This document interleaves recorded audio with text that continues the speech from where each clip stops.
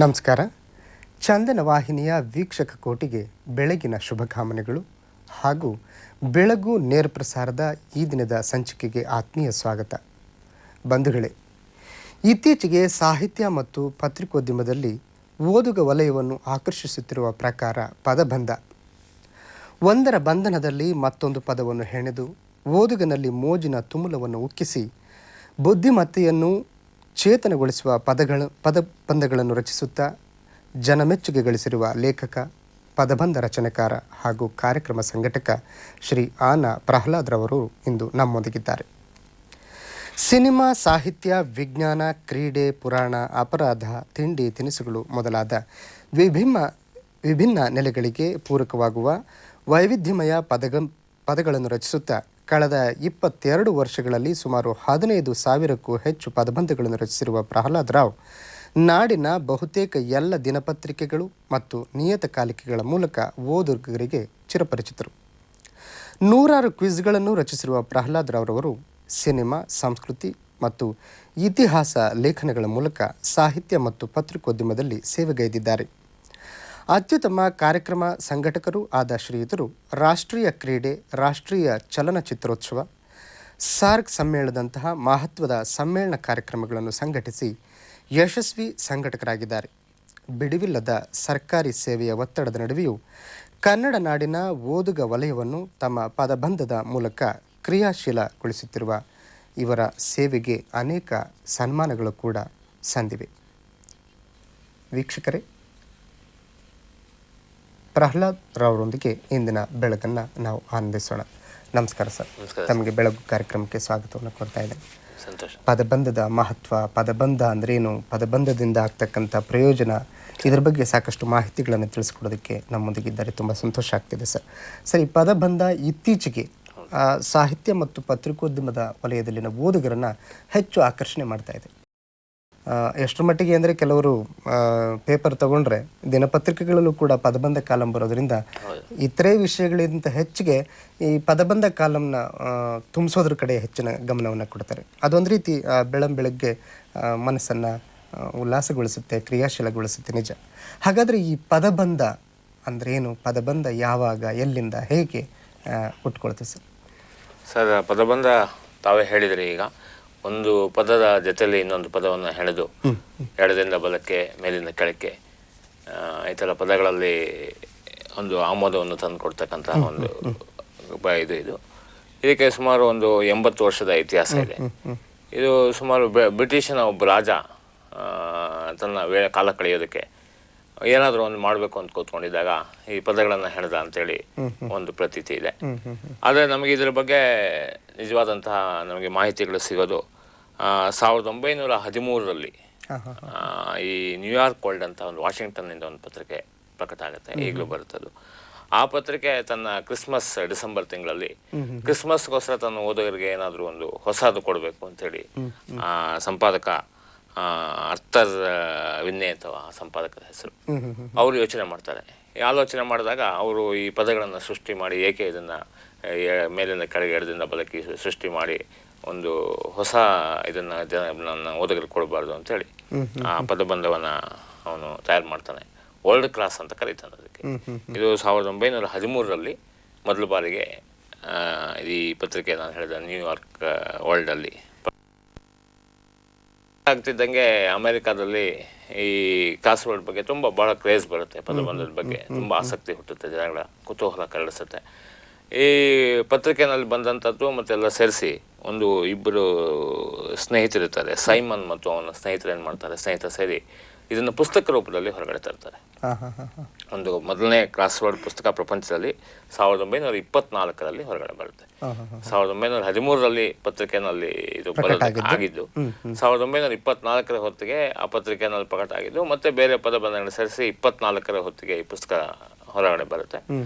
ಆ ಪುಸ್ತಕ ಬರ್ತಿದ್ದಂಗೆ ಏನಾಗುತ್ತೆ, ಅಮೆರಿಕಾದಲ್ಲಿ ಏನಾಗುತ್ತೆ ಅಂದ್ರೆ ಸಿಕ್ಕಾಪಟ್ಟೆ ಈ ಡಿಕ್ಷನರಿ, ಶಬ್ದಕೋಶಗಳು ಮಾರಾಟ ಆಗುತ್ತೆ.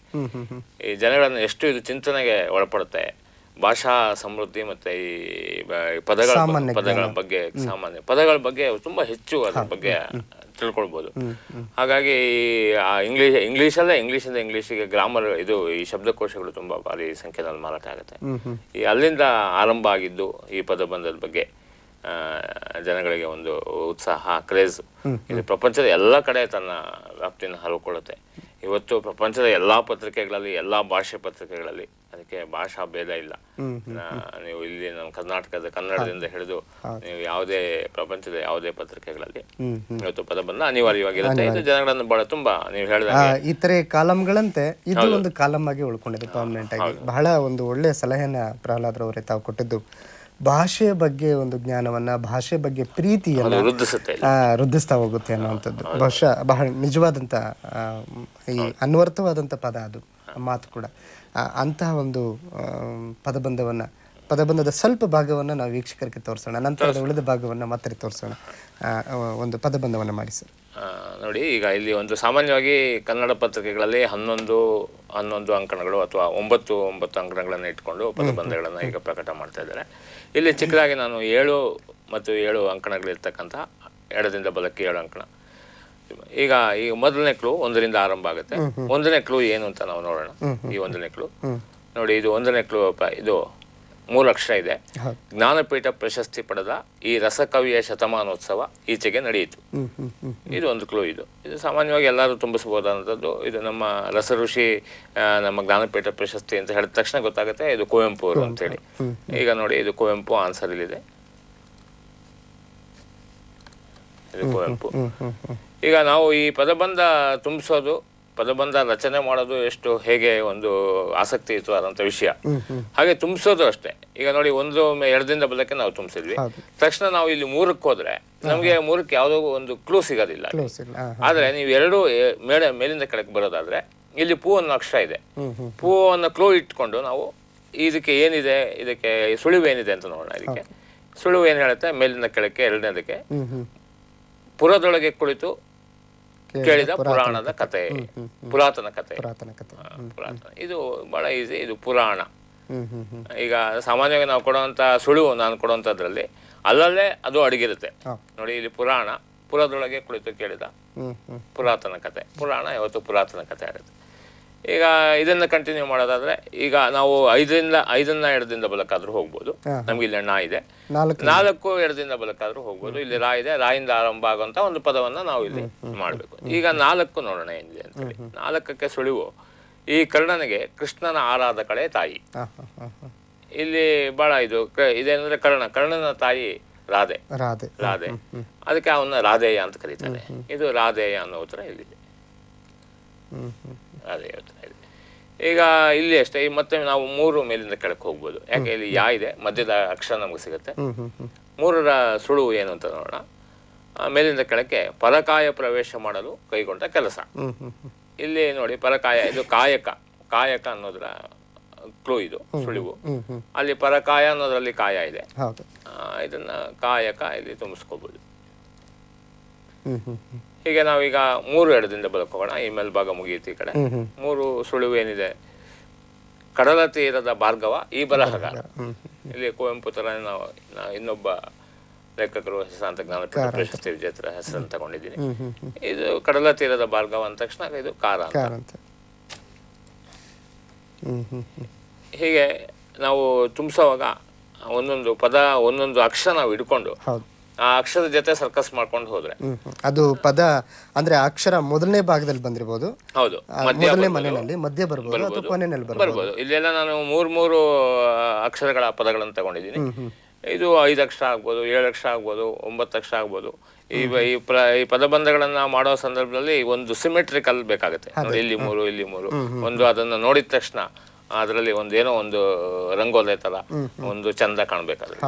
ಹೇಗೋ ಅದನ್ನ ಅಡ್ಡಾದಿಡ್ಡಿ ಸಾಮಾನ್ಯವಾಗಿ ಪದಬಂಧಗಳನ್ನ ರಚನೆ ಮಾಡೋದಿಲ್ಲ. ಇದು ನಾವೇ ಪದಬಂಧ ರಚನೆ ಕಾರ್ಯ ಹಾಕೊಂಡಿರ್ತಕ್ಕಂಥ ಒಂದು ಟೇಬಲ್. ಇದು ಅದರಲ್ಲೊಂದು ಸೊಬಗಿರ್ಲಿ ಅನ್ನೋ ಕಾರಣಕ್ಕೆ ಒಟ್ಟಾರೆ ಆ ಟೇಬಲ್ ಒಳಗಡೆ ಅಕ್ಷರಗಳು ಮತ್ತೆ ಪದಗಳ ಜೊತೆ ತಾವು ಸರ್ಕಸ್ ಮಾಡ್ತಾರೆ. ಓದುಗರನ್ನು ಕೂಡ ಸರ್ಕಸ್ ಮಾಡ್ತಾರೆ.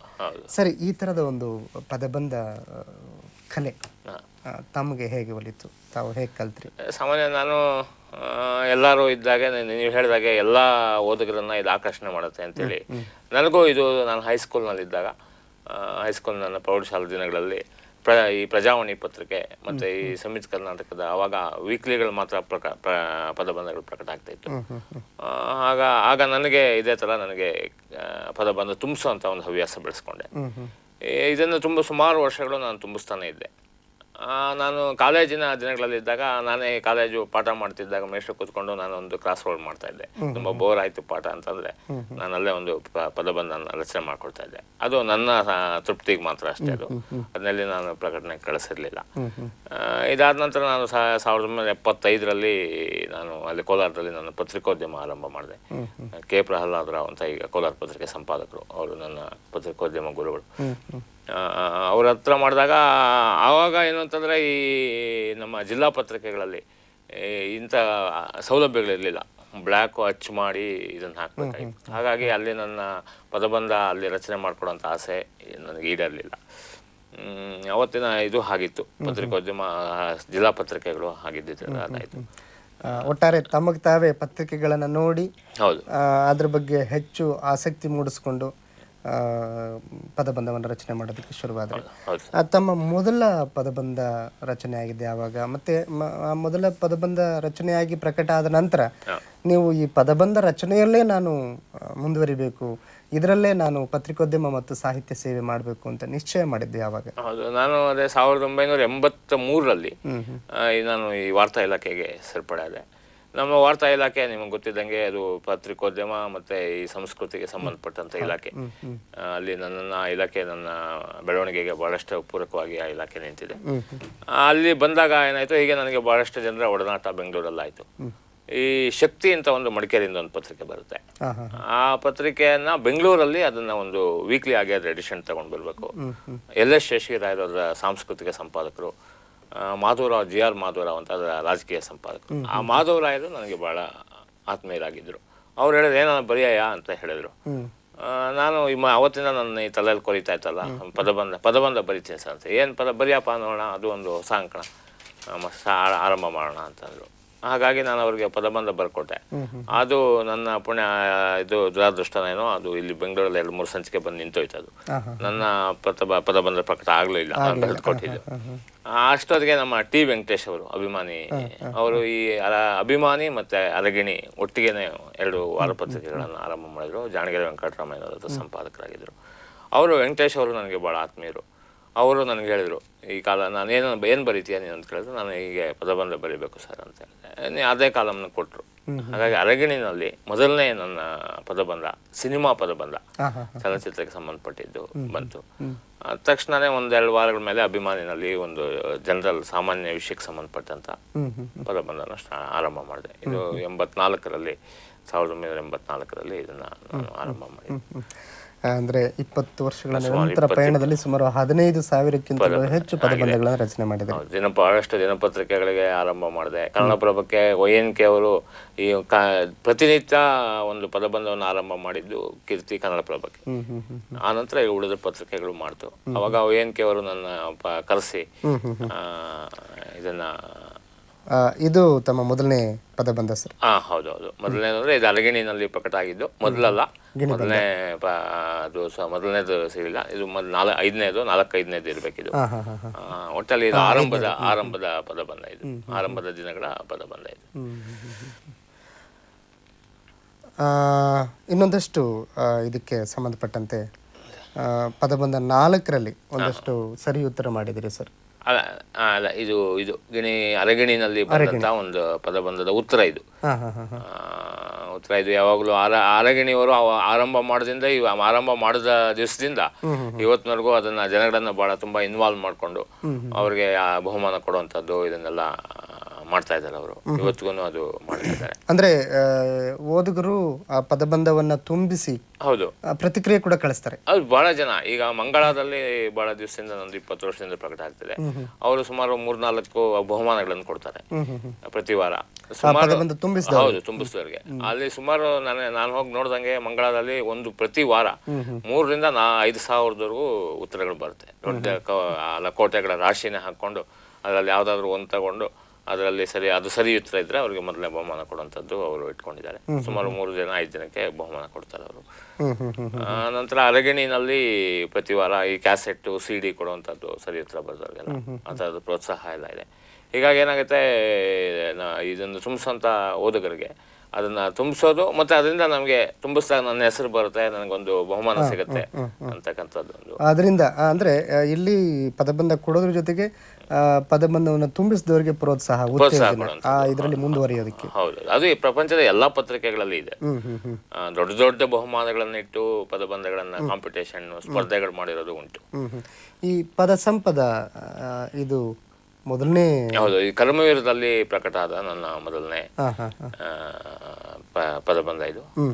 ಶ್ರೀ ರವಿ ಬೆಳಗೆರೆ ಅವರು ಈ ಪತ್ರಿಕೆಯನ್ನ ಪುನರಾರಂಭ ಮಾಡಿದ್ದು, ಅದರ ಮೊದಲ ಸಂಪಾದಕರಾದರು. ಆ ಸಂದರ್ಭದಲ್ಲಿ ಅವರು ನನಗೆ ಈ ಒಂದು ಹೊಸ ತರ ಏನಾದ್ರು ಬರಿ ಅಂತ ಹೇಳಿದ್ರು. ಅದಕ್ಕೆ ಈ ಪದಬಂಧವನ್ನ ಕರ್ಮವೀರಕ್ಕೆ ಆರಂಭ ಮಾಡಿದೆ. ಸರಿ, ಇನ್ನು ಈ ಪದಬಂಧ ಅಂದಾಕ್ಷಣ ಅಲ್ಲಿ ಎಲ್ಲವೂ ಇದೆ: ಸಾಹಿತ್ಯ, ಸಂಸ್ಕೃತಿ, ಇತಿಹಾಸ, ಕಲೆ, ಸಿನಿಮಾ, ಕ್ರೀಡೆ, ಎಲ್ಲವೂ ಕೂಡ ಎಲ್ಲ ವಿಷಯಗಳನ್ನು ಆಯ್ಕೆ ಮಾಡ್ಕೊಳ್ತೀರಿ.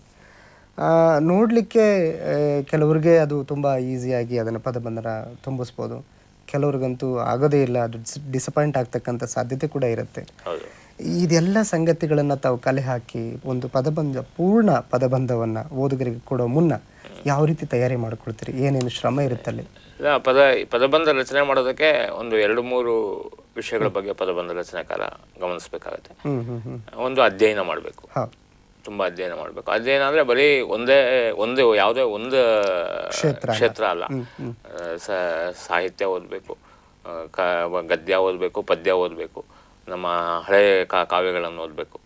ಜೊತೆನಲ್ಲಿ ವಿಜ್ಞಾನ, ನಮ್ಮ ಭೂಗೋಳ, ಏನೇ ಆಗ್ಬೋದು, ಸೈನ್ಸ್ ಏನೇ ಆಗ್ಬೋದು, ಇದನ್ನೆಲ್ಲ ಹೆಚ್ಚು ಓದದಷ್ಟು ಅಷ್ಟು ಅದರಲ್ಲಿ ಬರ್ತಕ್ಕಂಥ ಪದಗಳನ್ನ ಇದರಲ್ಲಿ ನಾವು ಪದಬಂಧದಲ್ಲಿ ಸೇರಿಸ್ಕೊಂಡು ಹೋಗ್ಬೋದು.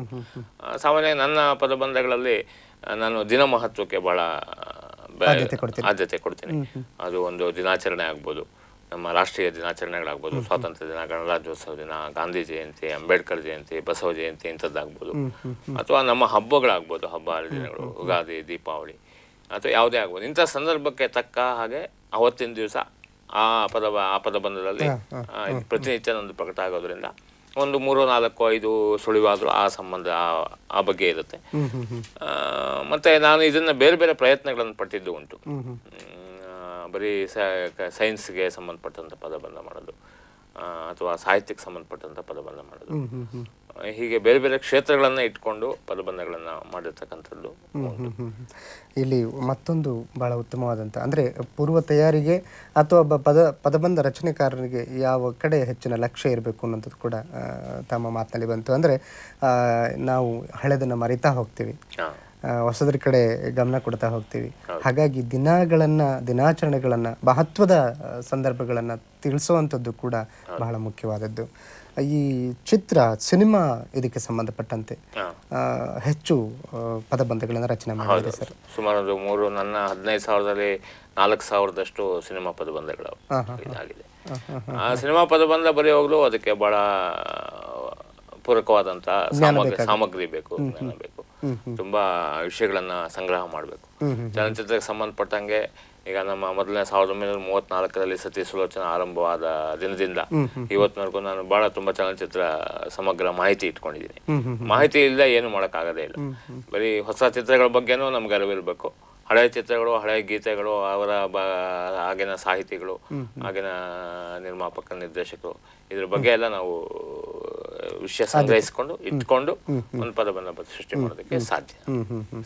ಅಂದ್ರೆ ಒಟ್ಟಾರೆ ಯಾವ ಕ್ಷೇತ್ರಕ್ಕೆ ನೀವು ಪದಬಂಧವನ್ನ ರಚನೆ ಮಾಡ್ತಿರೋ ಆ ಕ್ಷೇತ್ರಕ್ಕೆ ಸಂಪೂರ್ಣವಾದಂತ ಜ್ಞಾನ ಇರಬೇಕು. ಹೌದು, ಮಾಹಿತಿ ಇರ್ಬೇಕು ನಮ್ಮ ಹತ್ರ. ಮಾಹಿತಿ ಇಲ್ಲದೆ ಪದಬಂಧ ರಚನೆ ಮಾಡೋದು ಕಷ್ಟ ಆಗುತ್ತೆ.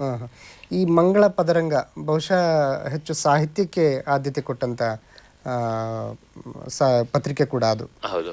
ಆ, ಇಲ್ಲಿ ಸಾಹಿತ್ಯಕ್ಕೆ ಯಾವ ರೀತಿಯಾದಂಥ ಆದ್ಯತೆಯನ್ನು ಕೊಡ್ತಾ ಹೋದ್ರಿ? ಈಗ ನಾನು ಈ ಮಂಗಳದಲ್ಲಿ ಬಾಬು ಕೃಷ್ಣಮೂರ್ತಿ ಅವರು ಈ ಪತ್ರಿಕೆಯ ಸಂಪಾದಕರಾಗಿದ್ರು. ಆ ಸಂದರ್ಭದಲ್ಲಿ ಅವರು ಏನಾದರೂ ಒಂದು ಹೊಸದೇನಾದರೂ ಮಾಡಿ ಅಂತೇಳಿ ಹೇಳಿದರು. ಆಗ ನಾನು ಈ ಕಾದಂಬರಿಗಳನ್ನು ಇಟ್ಕೊಂಡು ಯಾಕೆ ಪದಬಂಧ ಮಾಡಬಾರ್ದು ಅಂತೇಳಿ ಹೇಳಿದೆ. ಅವರು ಸರಿ ಅಂತ ಹೇಳಿದ್ರು. ನಾನು ಒಂದು ಕಾದಂಬರಿನಲ್ಲಿ ಇಟ್ಕೊಂಡು ಅದರಲ್ಲಿ ಬರೋಂಥ ಪಾತ್ರಗಳು, ಅದರಲ್ಲಿ ಬರುವಂಥ ಸನ್ನಿವೇಶಗಳು, ಅದನ್ನ ಇಟ್ಕೊಂಡೆ ಒಂದು ಪದಬಂಧವನ್ನು ತಯಾರು ಮಾಡೋದಕ್ಕೆ ನಾನು ಪ್ರಯತ್ನ ಪಟ್ಟೆ. 1 ವರ್ಷ ಕಾಲ ಇದು ಪ್ರಕಟ ಆಯಿತು. ಹಿಂದಿನ ವಾರ ಅವರು ಒಂದು ಇದು ಬರ್ತಿತ್ತು, ಒಂದು ಟಿಪ್ಪಣಿ ಬರ್ತಿತ್ತು, ಮುಂದಿನ ವಾರ ಇಂಥ ಕಾದಂಬರಿ ಆಧರಿಸಿದ ಪದಬಂಧ ಬರುತ್ತೆ ಅಂತೇಳಿ. ಆಗ ಏನಾಯ್ತು, ಜನ ಆ ಕಾದಂಬರಿ ಓದಿ, ಆ ಕಾದಂಬರಿ ಅನಿವಾರ್ಯವಾಗಿ ಓದಲೇಬೇಕು, ಅದನ್ನು ತುಂಬಿಸ್ಬೇಕಾದ್ರೆ ಅನಿವಾರ್ಯ. ಈ ತರ ಜನಗಳಲ್ಲಿ ಸಹ ಈ ಸಾಹಿತ್ಯ ಆಸಕ್ತಿಯನ್ನು ಬೆಳೆಸೋದಕ್ಕೆ ನಾನು ಅದನ್ನು ಪ್ರಯತ್ನ ಪಟ್ಟೆ. 1 ವರ್ಷ ಬಹಳ ತುಂಬಾ ಯಶಸ್ವಿಯಾಗಿ 1 ವರ್ಷ ಸುಮಾರು 50 ಪದಬಂಧಗಳು, ಸಾಹಿತ್ಯಕ್ಕೆ ಸಂಬಂಧಪಟ್ಟ ಪದಬಂಧಗಳು ಪ್ರಕಟ ಆಯಿತು. ಒಂದು ಅಂದರೆ ನಿರ್ದಿಷ್ಟ ಕ್ಷೇತ್ರಕ್ಕೆ ಸೀಮಿತವಾಗಿ ಬರ್ಕೊಂಡು ಹೋಗೋದು ಒಂದು ಕಡೆ. ಈಗ ತಮಗೆ ಆಪ್ತವಾದಂಥ ಸಿನಿಮಾದಲ್ಲೇ ಪದಬಂಧಗಳನ್ನ ರಚನೆ ಮಾಡ್ಬೋದಾಗಿತ್ತು. ಆದರೆ ಒಬ್ಬ ಸಾಹಸಿಗ, ಒಬ್ಬ ಸಾಧನೆ ಮಾಡಬೇಕು, ಏನಾದರೂ ಹೊಸದನ್ನು ಕೊಡಬೇಕು ಅಂತ ಹೊರಟಂಥ ಲೇಖಕನಿಗೆ ನಿಜವಾಗ ಅದೊಂದು ಅನಿವಾರ್ಯ ಆಯಿತು. ಹಾಗಾಗಿನೇ ತಾವು ವಿಜ್ಞಾನ, ಕ್ರೀಡೆ, ಅಪರಾಧ, ಕಡೆಗೆ ತಿಂಡಿ ತಿನಿಸುಗಳ ಬಗ್ಗೆ ಕೂಡ ಎಲ್ಲ ಕ್ಷೇತ್ರಗಳಿಗೂ ಕೂಡ ಸಂಬಂಧಪಟ್ಟಂತೆ ತಾವು ಪದಬಂಧವನ್ನು ರಚನೆ ಮಾಡ್ತಾ ಹೋದ್ರಿ ಸರ್. ಈಗ ಒಂದು ಸಣ್ಣ ವಿರಾಮ ತಗೊಳ್ಳೋಣ ಸರ್, ನಂತರ ಮಾತುಕತೆ ಮುಂದುವರಿಯುತ್ತೆ. ವೀಕ್ಷಕರೇ, ಈಗ ವಿರಾಮ, ನಂತರ ಮಾತುಕತೆ.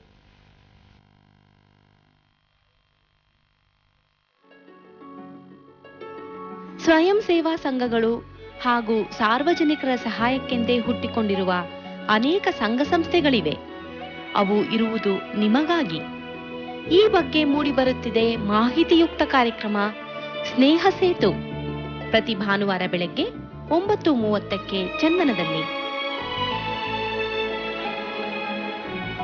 ದಿನನಿತ್ಯ ಹೊಸ ಆವಿಷ್ಕಾರ, ದಿನಕ್ಕೊಂದು ಹೊಸ ತಂತ್ರಜ್ಞಾನ, ಬೆಳಗಾಗುವುದರೊಳಗೊಂದು ನವೀನ ಮಾಹಿತಿ.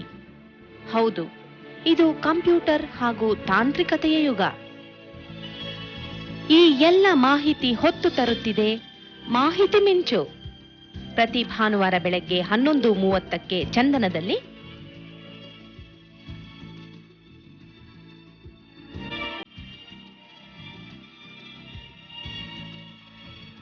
ನಿಮ್ಮ ವ್ಯಕ್ತಿತ್ವ ಹೇಗಿರಬೇಕು? ಕಚೇರಿಯ ಮಾನಸಿಕ ಒತ್ತಡವನ್ನು ನಿಭಾಯಿಸುವುದು ಹೇಗೆ? ಬದುಕಿನ ಜಂಜಾಟಗಳ ನಿರ್ವಹಣೆ ಯಾವ ರೀತಿ ಸಾಧ್ಯ? ಈ ಎಲ್ಲ ಪ್ರಶ್ನೆಗಳು ಎಲ್ಲರನ್ನೂ ಕಾಡುತ್ತವೆ. ವ್ಯಕ್ತಿತ್ವ ಚಂದನ ನಿಮ್ಮ ಈ ಸಮಸ್ಯೆಗಳಿಗೆ ಪರಿಹಾರ ಸೂಚಿಸಲೆಂದೇ ರೂಪುಗೊಂಡಿರುವ ನವೀನ ಕಾರ್ಯಕ್ರಮ. ಪ್ರತಿ ಭಾನುವಾರ ರಾತ್ರಿ 10 ಗಂಟೆಗೆ ಚಂದನದಲ್ಲಿ.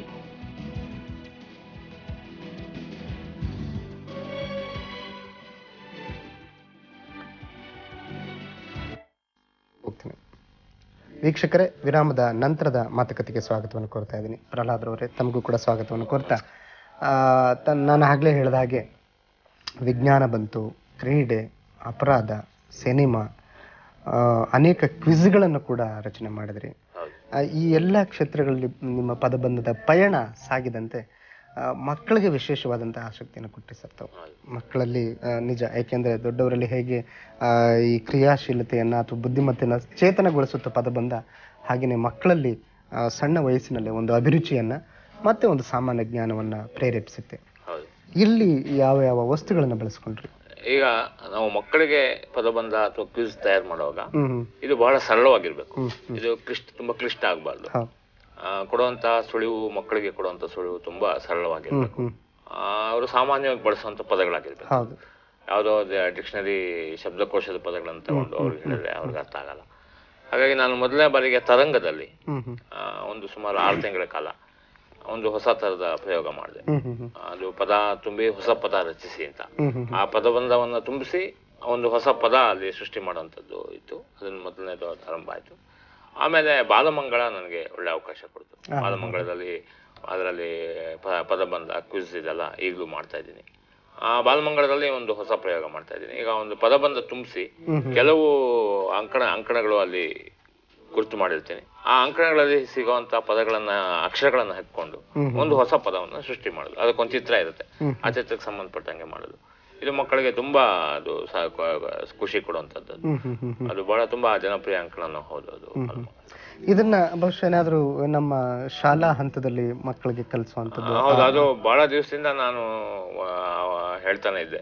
ನಾನು ಪದಬಂಧ ರಚನೆಕಾರನಾಗಿ ಇದು ಮಕ್ಕಳಿಗೆ ತುಂಬಾ ಪ್ರಯೋಜನ ಆಗುತ್ತೆ ಅಂತೇಳಿ.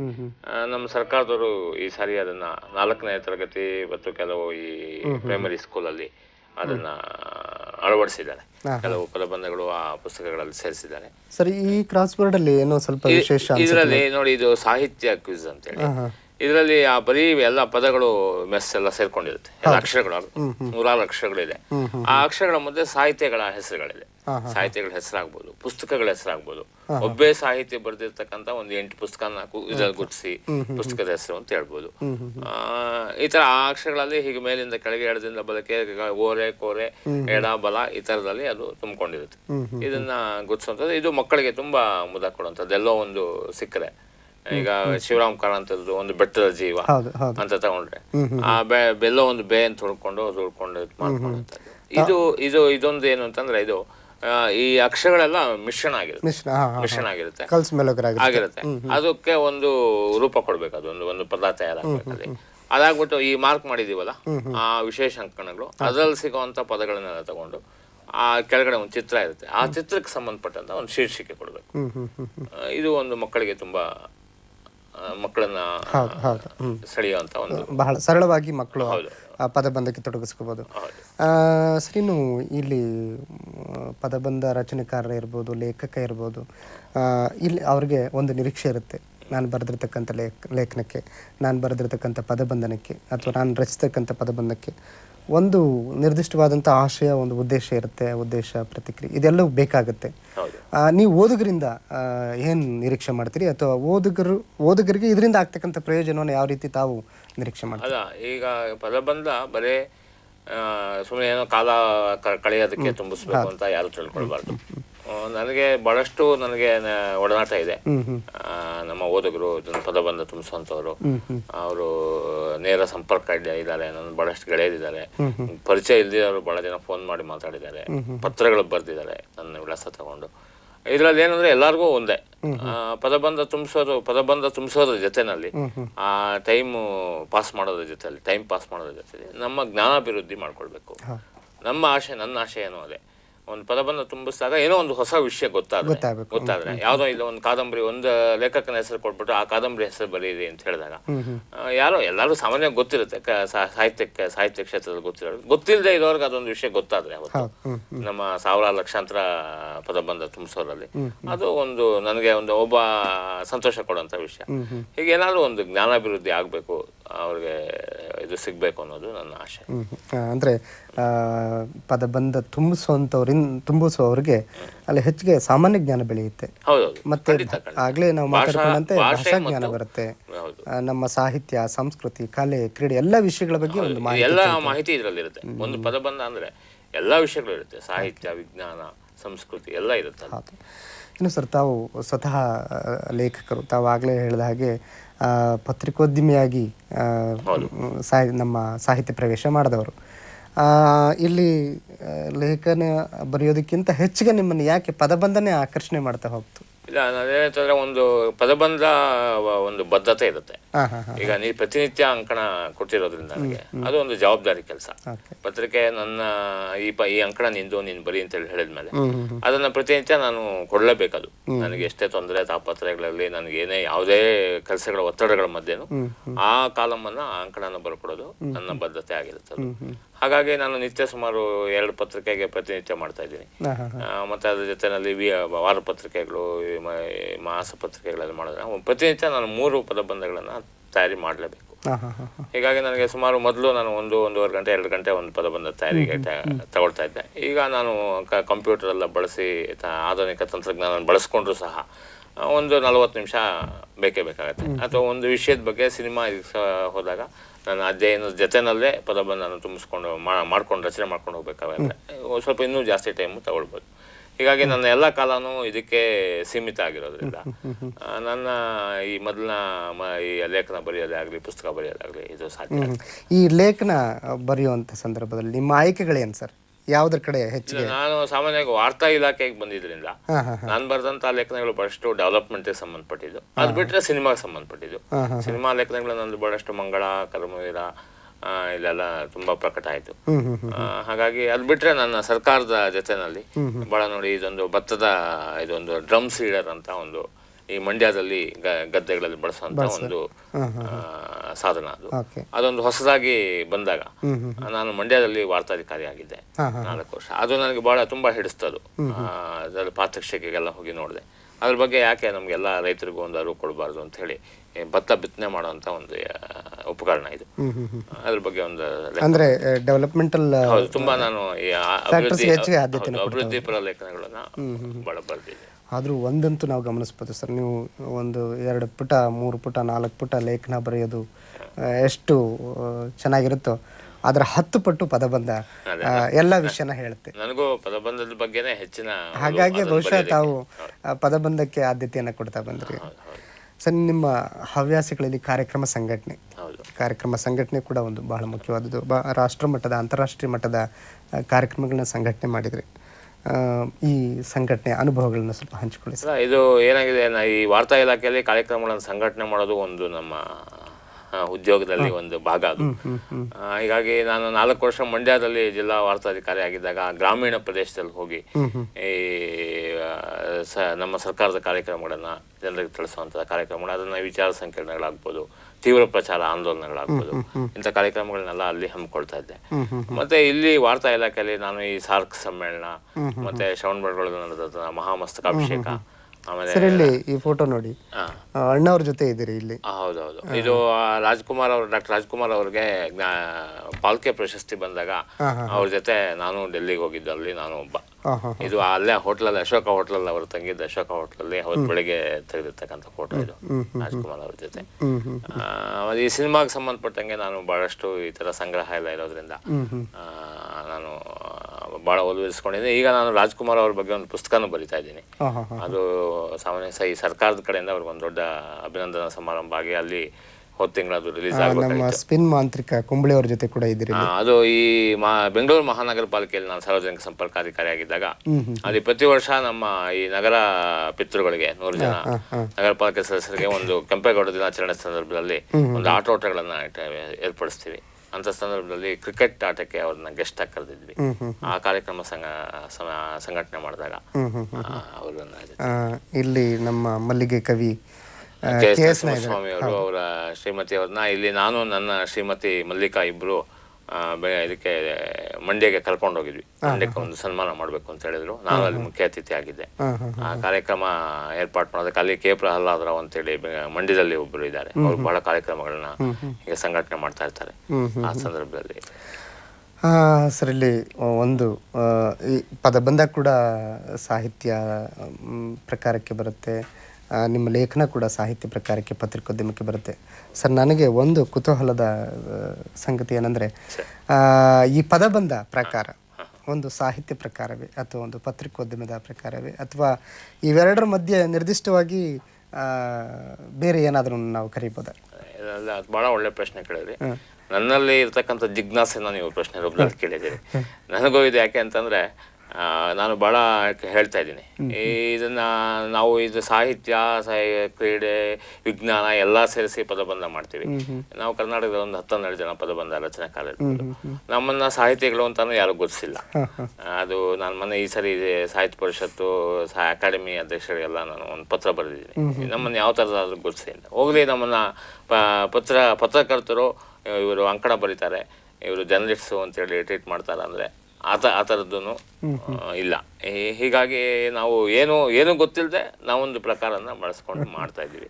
ಇದಕ್ಕೆ ಸರಿಯಾದಂಥ ಸೂಕ್ತವಾದ ಯಾವುದೇ ಅಕಾಡೆಮಿಗಳಾಗ್ಬೋದು, ಸರ್ಕಾರ ಆಗ್ಬೋದು, ಪದಬಂಧ ರಚನೆಕಾರರ ಬಗ್ಗೆನೂ ಬಹಳಷ್ಟು ಈಗ ಎಲ್ಲ ಅಕಾಡೆಮಿಗಳಲ್ಲಿ ತುಂಬ ಎಲ್ಲ ನೀವು ನೋಡಿ ಬೇರೆ ಬೇರೆ ಸಾಹಿತ್ಯಕ್ಕೆ ಸಂಬಂಧಪಟ್ಟಂತೆ ಬೇಕಾದಷ್ಟು ಅಕಾಡೆಮಿಗಳಿದೆ. ಜಾನಪದಕ್ಕೆ ಬೇರೆ, ನಾಟಕಕ್ಕೆ ಬೇರೆ, ಸಾಹಿತ್ಯಕ್ಕೆ ಬೇರೆ, ಇದೆಲ್ಲ ಇದೆ.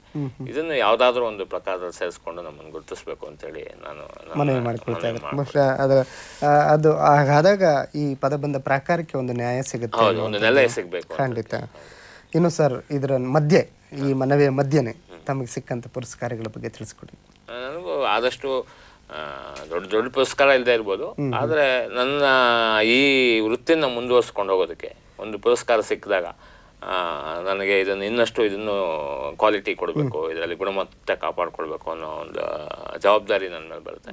ಅಂಥದ್ದು ಬೇಕಾದಷ್ಟು ಮಂಡ್ಯ, ಬೆಂಗಳೂರು, ಕೋಲಾರ ಇದೆಲ್ಲ ಭಾಳಷ್ಟು ಸಂಘ ಸಂಸ್ಥೆಗಳು ಕರೆದು ನನಗೆ ಭಾಳ ಇದೆಲ್ಲದಕ್ಕಿಂತ ಬಹಳ ಮುಖ್ಯವಾದದ್ದು ತಮಗೆ ಕುಟುಂಬದ ಸಹಕಾರ ಸರ್. ಹೌದು, ಖಂಡಿತ. ನನ್ನ ಪತ್ನಿ ಮಲ್ಲಿಕಾ, ನನ್ನ ಮಗ ಭಾರ್ಗವ, ಇನ್ನೊಬ್ಬ ಗೌತಮ, ನನ್ನ ತಾಯಿ, ನನ್ನ ಅಣ್ಣ ತಮ್ಮಂದರು ಎಲ್ಲ ಆಗ್ಬೋದು, ನನ್ನ ತಂಗಿ, ಎಲ್ಲ ಇಡೀ ಫ್ಯಾಮಿಲಿ ನನಗೆ ಭಾಳ ತುಂಬ ಪ್ರೋತ್ಸಾಹ ಕೊಡ್ತಾರೆ. ನಾನು ಮನೆಯಲ್ಲಿ ಯಾರೋ ನನ್ನ ಬಂಧುಗಳು ಯಾರನ್ನ ಬಂದಾಗ ನಾನು ಕ್ಲಾಸ್ ರೋಡ್ ಬರ್ಕೊಂಡು ಕೂತಿದ್ದೀನಿ, ಡಿಸ್ಟರ್ಬ್ ಮಾಡಲ್ಲ.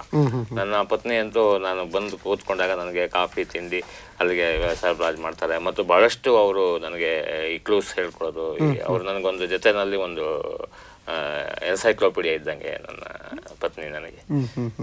ಒಟ್ಟಾರೆ ಈ ಕ್ಷೇತ್ರದಲ್ಲಿ ತಾವು ಮುಂದುವರಿಯೋದಕ್ಕೆ ಒಂದು ಒತ್ತಾಸೆಯಾಗಿ ಪತ್ನಿಯವರು ನಿಂತಿದ್ದಾರೆ, ಇಡೀ ಕುಟುಂಬ ನಿಂತಿದೆ.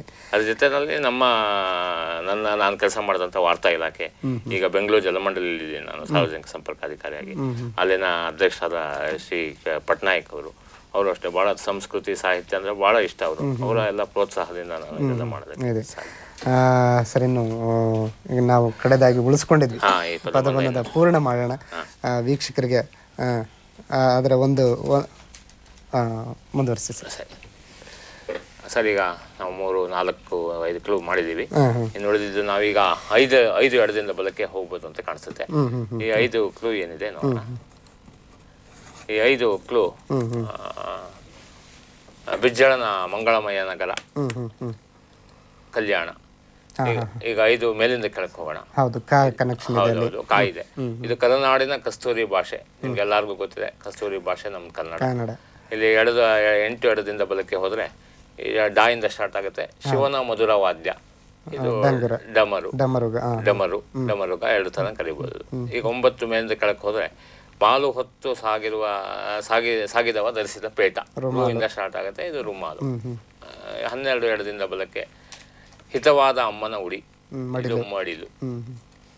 ಬಹಳ ನೀವೇ ಎಲ್ಲ ಉತ್ತರ ಬಹಳ ಚೆನ್ನಾಗಿ ಹೇಳ್ತಾ ಇದ್ದೀರಾ. ಈಗ ಇಲ್ಲಿ ಬರೋಣ ನಾವು. ಈಗ ಇದು 6 ಎಡದಿಂದ ಬಲಕ್ಕೆ ಚಿನ್ನದ ವೃಷ್ಟಿ ಸೂಚಿಸಿದ ದಾಸವರೇಣ್ಯ, ಇದು ನಮ್ಮ ಪುರಂದರ ಕನಕದಾಸರಲ್ಲಿ ಅಲ್ಲೇ ಚಿನ್ನ ಅಂತ ಬರುತ್ತೆ. ಇದು 7 ಮೇಲಿಂದ ಕೆಳಕ್ಕೆ ಹೋದ್ರೆ ದೇಗುಲದ ಮುಂದಿನ ಕೊಳ, ಇದು ಕಲ್ಯಾಣಿ. 10 ಎಡದಿಂದ ಬಲಕ್ಕೆ ಹೋಗೋದಾದ್ರೆ ಶರಪಂಜರ ಕಾದಂಬರಿ ಬರೆದ ಲೇಖಕಿ ತ್ರಿವೇಣಿ. ಹೀಗೆ ನೋಡಿ, ಇದರಲ್ಲಿ ಸಾಹಿತಿಗಳು ಈ ತರ ದಾಸವರಣ್ಯರು ಇದು ಎಲ್ಲ ತರದ ಇದನ್ನ ಬಳಸ್ಕೊಂಡು ಹೋಗ್ಬೋದು. ಇದು 11 ಇಲ್ಲಿದ್ದೀವಿ. ಮಲ್ಲಿಗೆ ಬಳ್ಳಿಯಂತೆ ಮಾದಕವಾದ ಕೃಷ್ಣ ಸಂಗಾತಿ, ಮಾಧವಿ. ಇಲ್ಲಿ 10 ಎಡದಿಂದ ಮೇಲಿಂದ ಕೆಳಕ್ಕೆ ಶರಣರು ತಿಳಿಸಿದ ದಾಸೋಹ 3 ಬಗೆ, ತ್ರಿವಿಧ ದಾಸೋಹ, ಅದು 3 ಬಗೆ ತ್ರಿವಿಧ. ಕೊನೆ ಕ್ಲೂ ಇದು ಸುಳಿವು. ದಣಿಯ ಬಳಿ ಇರುವ ಭೂಮಿ ಧಾರಣಿ. ಹೀಗೆ ಒಂದು ಪದಬಂಧವನ್ನು ಹೀಗೆ ಸಂಪೂರ್ಣ ಮಾಡಬಹುದು. ತುಂಬ ಸಂತೋಷ ಸರ್. ನಿಮ್ಮ ಪದಬಂಧದ ಅನುಭವಗಳ ಜೊತೆಗೆ ಒಂದು ಬಂಧವನ್ನು ಕೂಡ ರಚಿಸಿ ಅದನ್ನು ತುಂಬಿಸಿ ವೀಕ್ಷಕರಿಗೆ ಕಾರ್ಯಕ್ರಮವನ್ನು ಯಶಸ್ವಿಗೊಳಿಸಿದ್ರಿ. ಅದಕ್ಕಾಗಿ ಚಂದನ ಮತ್ತು ವೀಕ್ಷಕರೆಲ್ಲರ ಪರವಾಗಿ ತಮಗೆ ಗೌರವಪೂರ್ವಕವಾದ ಧನ್ಯವಾದಗಳು ಸರ್. ನಮಸ್ಕಾರ. ಪ್ರಿಯ ವೀಕ್ಷಕರೇ, ಇನ್ನು ಮುಂದೆ ಮಾಹಿತಿಗಳು. ಮೊದಲಿಗೆ ಪ್ರಕಟಣೆ. ಬೆಂಗಳೂರು ನಗರ ಪೊಲೀಸ್ ಕಮಿಷನರ್ ಕಚೇರಿಯಿಂದ ಆಚರಿಸಲಾಗುತ್ತಿರುವ ಉತ್ತಮ ವಾಕ್ಶ್ರವಣ ಮಾಸಿಕ ಸಪ್ತಾಹದ ಅಂಗವಾಗಿ ವಿವಿಧ ಸಂಘ ಸಂಸ್ಥೆಗಳ ಆಶ್ರಯದಲ್ಲಿ 1 ತಿಂಗಳ ಜಾಗೃತಿ ಕಾರ್ಯಕ್ರಮಗಳನ್ನು ಆಚರಿಸಲಾಗುತ್ತದೆ. ಹೆಚ್ಚಿನ ಮಾಹಿತಿಗೆ ವಾಕ್ಶ್ರವಣ ಸಹಾಯವಾಣಿ 51510404, ಮಾಧ್ಯಮ ವಿಚಾರಣೆಗಳಿಗೆ 9886739738 ಇವುಗಳ ಮೂಲಕ ಸಬಿತ್ ಖಾನ್ರನ್ನು ಸಂಪರ್ಕಿಸಲು ಕೋರಲಾಗಿದೆ. ಇನ್ನು ದಿನಚರಿ.